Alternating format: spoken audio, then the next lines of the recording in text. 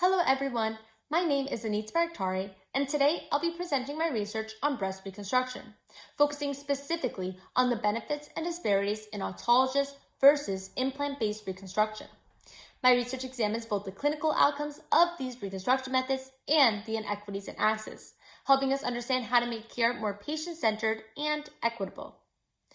Breast reconstruction becomes an option after a patient undergoes a mastectomy following a breast cancer diagnosis. When breast cancer develops, it can spread if not treated, so patients often undergo a mastectomy, a surgery that removes one or both breasts to eliminate cancerous tissue and reduce the risk of recurrence. After this life-saving surgery, patients are faced with a choice: live without a breast, or pursue reconstruction to restore their form and confidence. Surviving breast cancer is only the beginning of a patient's journey. The physical changes from mastectomy can deeply affect a person's body image and daily confidence. Often, patients experience lower self-esteem after surgery. Breast reconstruction addresses these challenges by restoring form and symmetry, helping patients regain a sense of normalcy, aiding their emotional well-being. Importantly, reconstruction is not the same as breast augmentation. It is a medical, restorative procedure, not a cosmetic enhancement. Choosing the right reconstruction method can significantly influence long-term quality of life and provide patients with a renewed sense of wholeness and hope. To conduct this research, I performed a systematic review. First, I identified 1,200 records through database searches, along with 5 additional records from other sources. Then, I screened 860 titles and abstracts, excluded 760 that didn't meet the criteria. Next, I assessed 100 full-text articles for eligibility, and 70 were excluded for specific reasons. In the end, 30 studies were included in my final review. This rigorous process allowed me to gather and synthesize the most relevant, high-quality evidence on both outcomes and disparities in breast reconstruction. Now, let's dive into the specifics of each reconstruction method. Implant-based reconstruction uses silicone or saline implants. It's shorter, simpler, cheaper upfront, and widely available, which makes it a convenient option for many patients. Autologous reconstruction, on the other hand, uses the patient's own tissue. This approach gives it a more natural look and feel and generally leads to higher long-term satisfaction. However, it is more complex and requires microsurgical expertise. Understanding these trade-offs is key to making reconstruction decisions that best support a patient's long-term physical and emotional well-being. This figure highlights the key differences between implant-based and autologous reconstruction. Autologous reconstruction consistently shows higher patient-reported outcomes. For instance, breast satisfaction is 87% for autologous patients compared to 68% for those with implants. Implant-based reconstruction has higher rates of long-term complications and revision surgeries, 28% versus 14% for autologous reconstruction.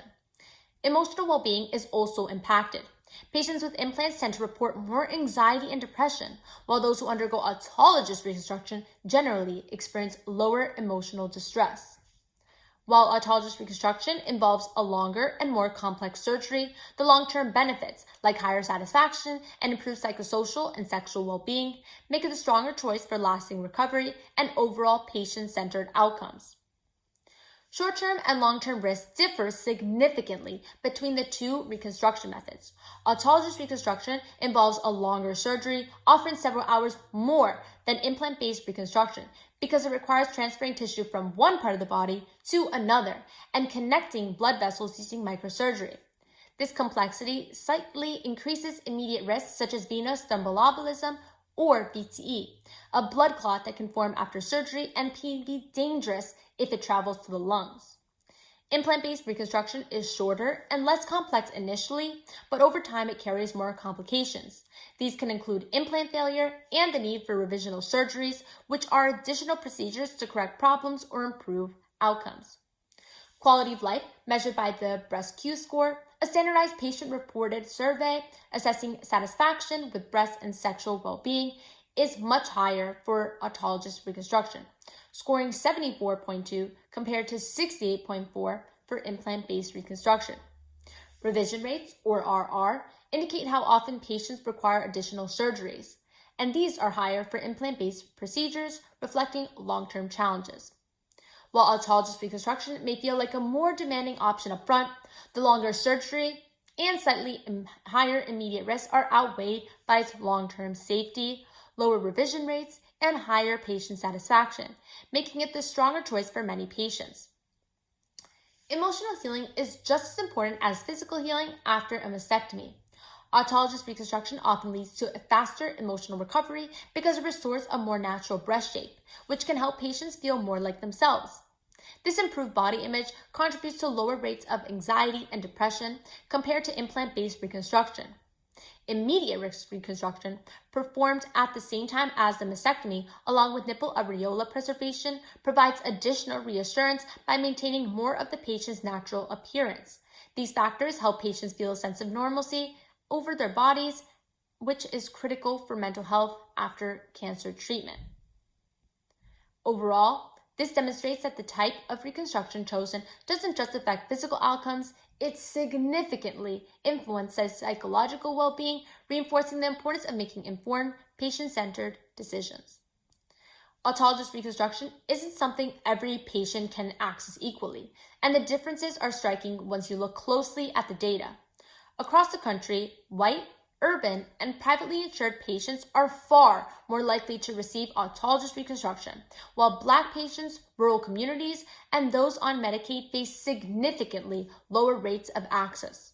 To put this into perspective, around 60% of white women undergo autologous reconstruction, compared with only 37% of Black women.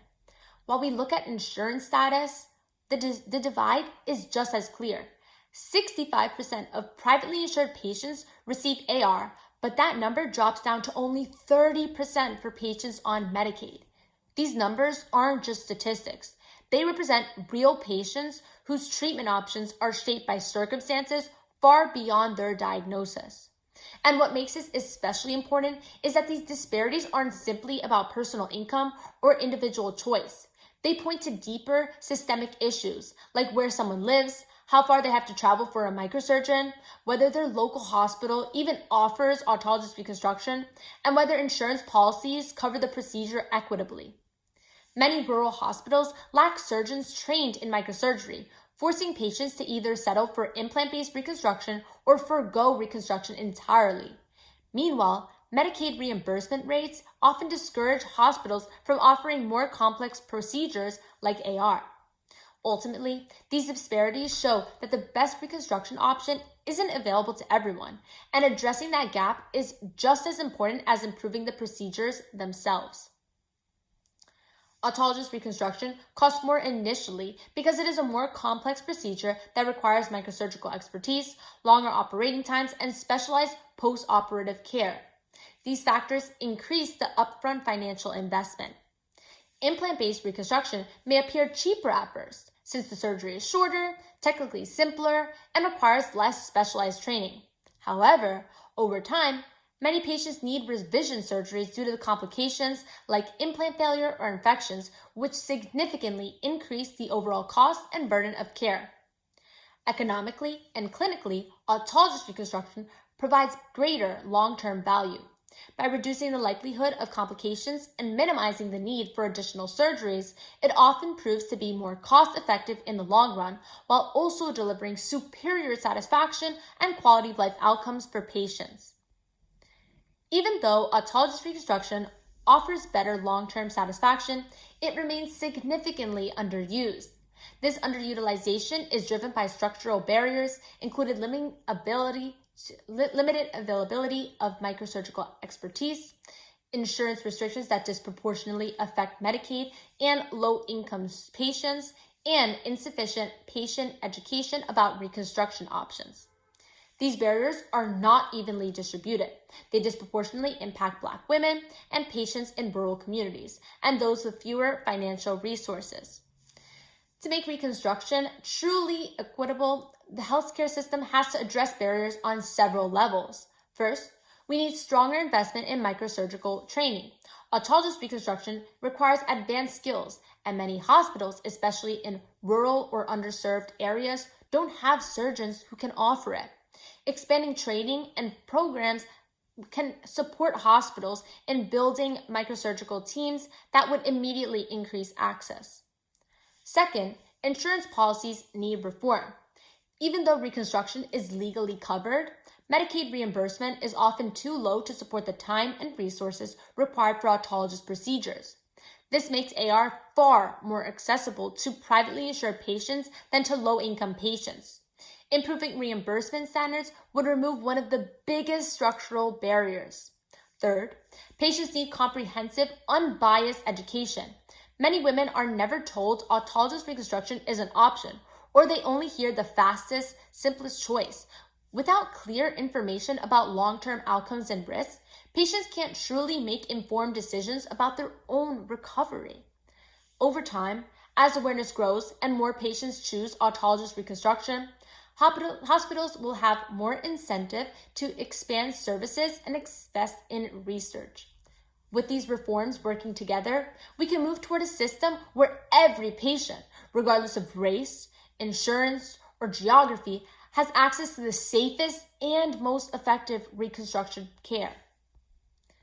To quickly summarize the most important points, autologous reconstruction tends to give patients the highest satisfaction and strongest overall well-being.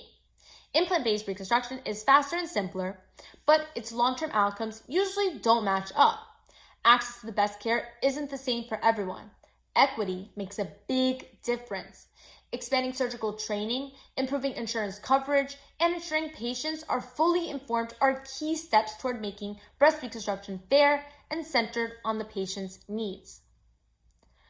Breast reconstruction isn't just a surgical decision. It's a choice about identity and long-term emotional healing. Every single patient deserves access to this method that will give them the best quality of life. Dr. Andrea Pusik says, breast reconstruction is a restoration of woman's form and her sense of self. Thank you all for listening.